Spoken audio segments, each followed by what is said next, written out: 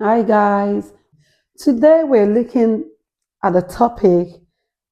It's not just a topic, it's something really painful. It's a situation that a lot of people have come all the way from Nigeria to UK to face. And I don't know if this is happening in Canada as well, but I am talking about the ones in UK. We're talking about something that has been on a lot of people's minds. I might be speaking your mind tonight. Probably you've been wondering as well. You've been pondering about it, like, how is this about? What is going on? If this is your first time here, like you're seeing my face for the very first time, please kindly subscribe to this channel. To take me out of his COS. Why? And finally, he did it. Finally. I received a message from the Home Office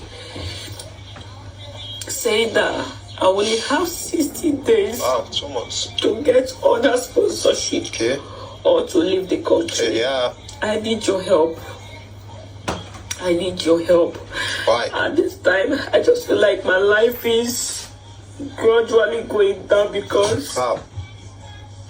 I never expected that one day something like this could happen to I me. come back to Nigeria. I never expected it. Guys, I need your help. Why? I need your help. If you know anywhere where I can get a sponsorship, I'm ready to relocate. Okay. I need your help. I need your support. I need your help at this. In fairness, why would a man do that? Why would a woman even do that? Why would you choose to take your wife or your husband off your COS? How would a man take his wife, is probably the mother of his children, off his COS? That is wickedness from beyond. I don't even know how to describe. And I've seen people justify this. I don't know how to describe this level of wickedness. And I've seen people justify it. Say, what did you do to him? Were you righteous to him? Were you kind to him? Were you rude to your husband? There are other ways you can resolve these issues. It's not about taking her off your COS. What if you take her off your COS and she finds a way to get a work permit again and she's back on her feet and eventually you get kicked out of the country? We've seen cases like that where one spouse had thought, oh, let me deal with my spouse, and eventually it boomeranged and that spouse found himself in Nigeria and the wife is still here till tomorrow, married and happy. So don't do that. Don't think you own the world in your own palms. Like you can deal with that because you own the COS. If you are the woman thinking of doing that, it's selfish, it's wickedness, it's heartless. Don't do it. There is no justification for such level of wickedness. Please don't even think about it. Look for a way to resolve issues. Look for a way, even if two of you need to visit home, go back home for and sort things out between families. If you even want the separation to still happen, you don't need to take your wife off your COS. Think about it. She's the mother of your children. You guys wedded because you once loved each other. Don't be mean. I wouldn't take my enemy off a COS, let alone my wife or my husband. I wouldn't. I always wish people good. Always wish people well. That even when there is a fight, you still wish them well. Those are the kind of people that God will continue to fight for and bless. So, some people argue that Nigerian women, when they move to the UK, become overly westernized. What do you think? They say that these women might let go of some of their cultural values that teaches them respect for their husbands. On the other hand, some people argue that Nigerian men are often too controlling. Is it when they move to the UK, these men think that they can be so controlling the way they've been from back home.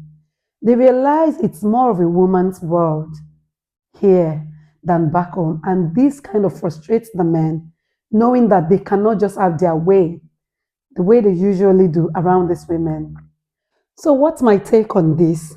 Well, I think the bottom line is that whether you're a man or a woman, we still need to have the fear of God. I feel like just have the fear of God and be very, very considerate. Find the common grounds. Like, what are the common grounds? Where can you meet halfway in your relationship? Couples need to meet each other halfway. That's what I think. And you need to have like an open honest discussions about your expectations, about respect, and about boundaries. Okay, I want you to look at this aspect of things as well. Life in the UK is not the same as life in Nigeria. Life in the UK can be expensive, it can be extremely expensive. There's so many bills to pay, you can't avoid those bills. In Nigeria, if you just pay your light bills, maybe, I don't know if people pay water bills, but if you pay your light bills, maybe a few bills. Here, you pay literally for everything. You would nearly pay for the air you breathe in. So that financial constraint can be a big factor. The financial pressure can put extra strains on relationships. Let's be soft towards one another. I'm telling you, paying bills, managing money as well can play a big role in why couples have these issues. Because when they come here, a lot of men feel like they can't do some jobs. They have selective jobs they can do because some people are managers in banks back home. Some people have good jobs, they're engineers, they work in oil companies, they're doing well. And all of a sudden, it's not like they've gotten a job here. They pack their bags, they look for maybe a COS kind of visa for their sponsorship visa for their wife, and then they move in with their wife. And as soon as they move in here, their wife is doing the sponsorship job. It's not because she likes the job, but they're doing it thinking, oh, it's a sacrifice for the entire family. We want to get our British passport. We want to live here for a while. And whilst the wife is doing this job, the men are saying they cannot do such jobs. And they're looking for like banking job, IT jobs. They're looking for big jobs. You need to have flown into the system a bit for you to get, well, I might be wrong, but I feel like in most cases, people need to have understood the system here, probably done a few things to just understand how it works around here. Eventually, you would settle, especially if you have those skills already, if you have that work experience already, if you're already in that line. It might take a year, 2 years, 3 years, 4 years. You would eventually settle into the system. But the initial stage, when things are extremely difficult, I feel like we need to exercise more patience with one another. And people say when you are in Rome, you behave like the Romans, isn't it? So when you're in Nigeria and the woman was probably a full-time housewife or she had a business going on and you just paid the entire bills, went to work, came back, your food was always ready. And then you find yourself here in a different part of the world where your money cannot pay the bills alone. Your wife needs to work so that, because the bills are choking, I'm not lying. So your wife needs to work. Even people who have grown-up children, they have to work. The grown-up children has to work. Their wife has to work for all this money to come together and pay the bills so that nobody is choking out of bills.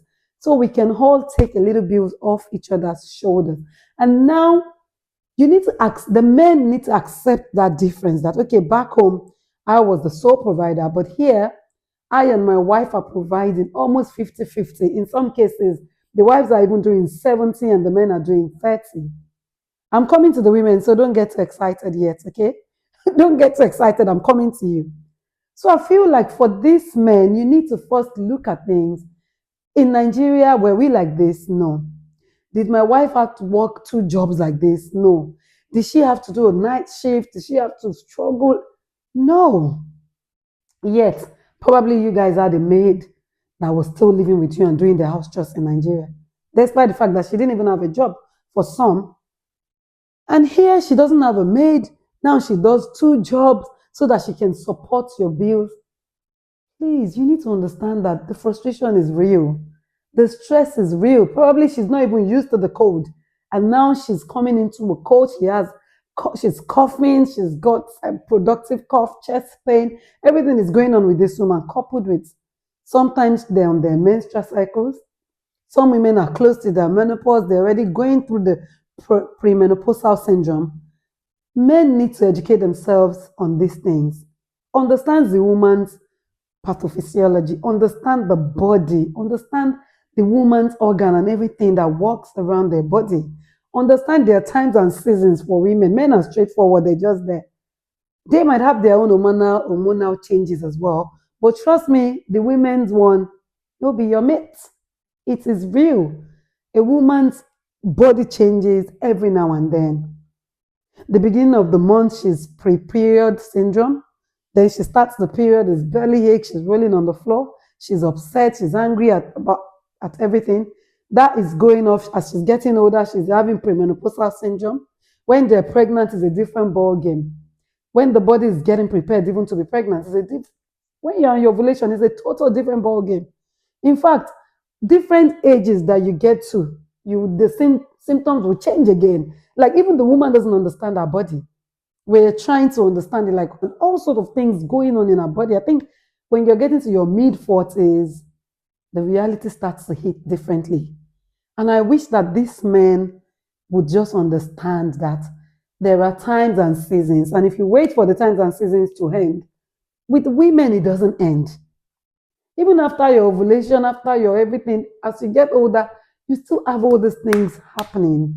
So the men need to be more patient. I'm begging you guys, because this divorce is too much. It's scary. Like it's really, really scary. I don't know what to think anymore. Like, is it the weather?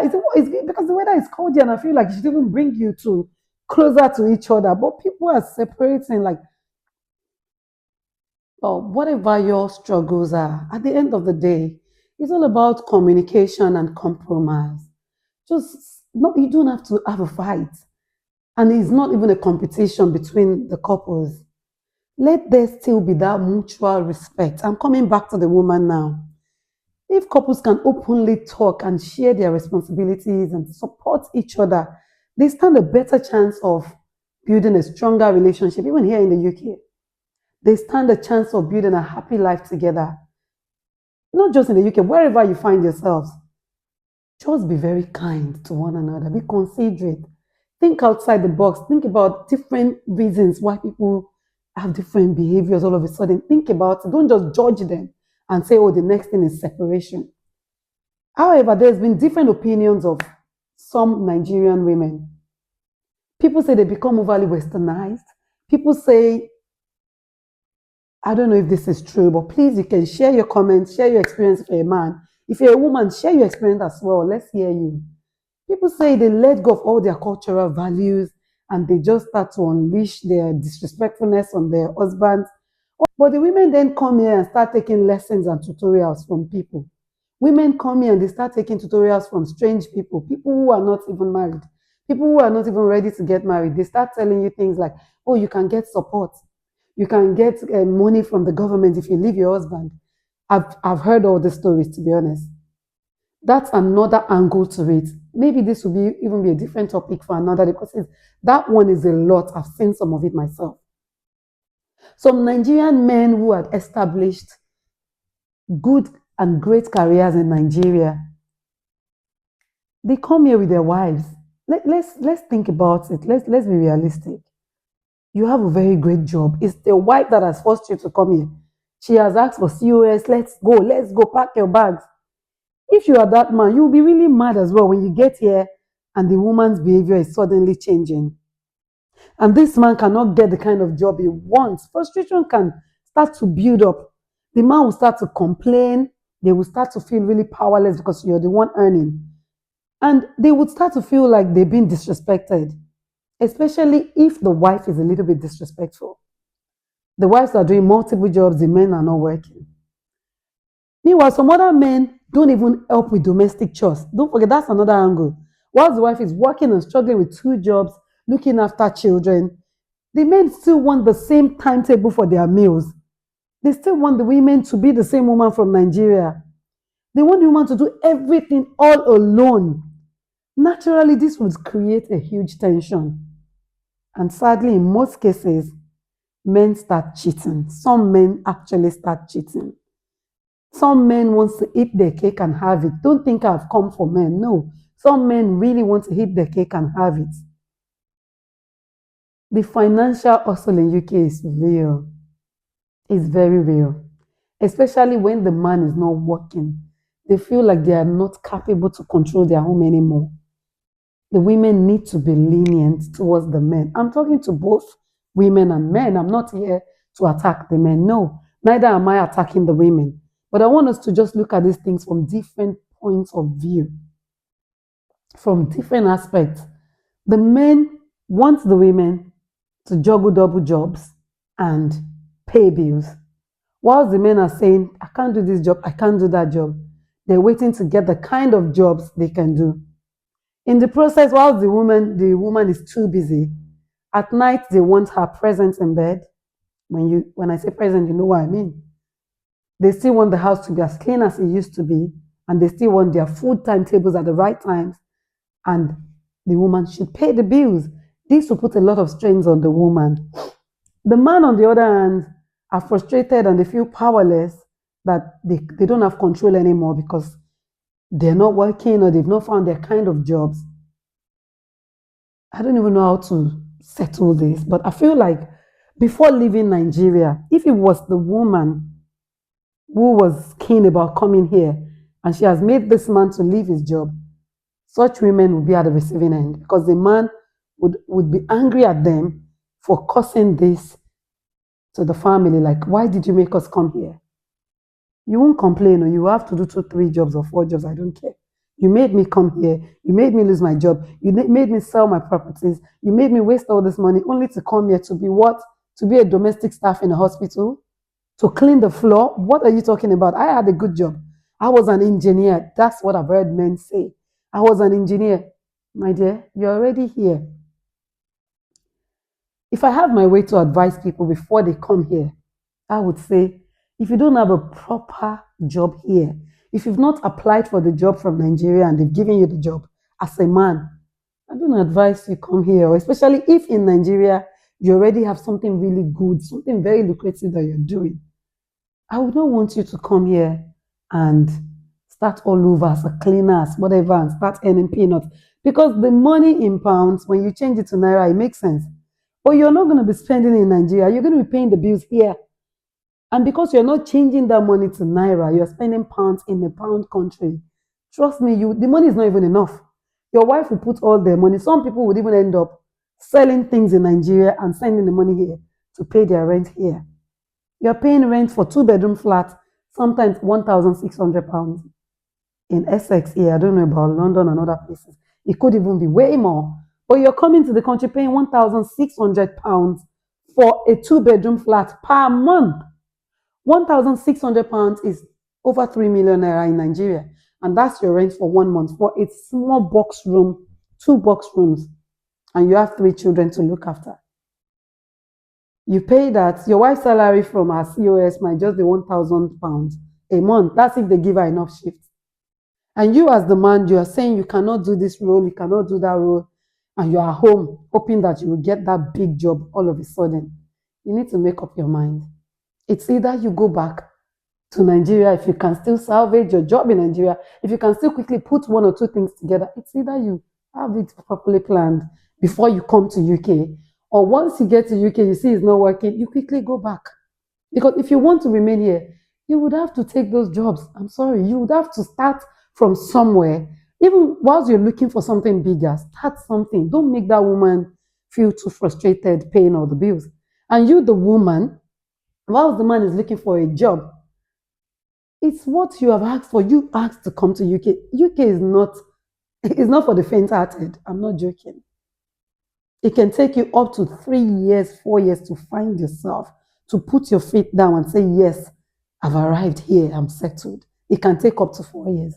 But within these 4 years, how do you manage your relationship so that you don't break up, so that you don't end up separating? Because I've seen very wonderful couples just separate like that.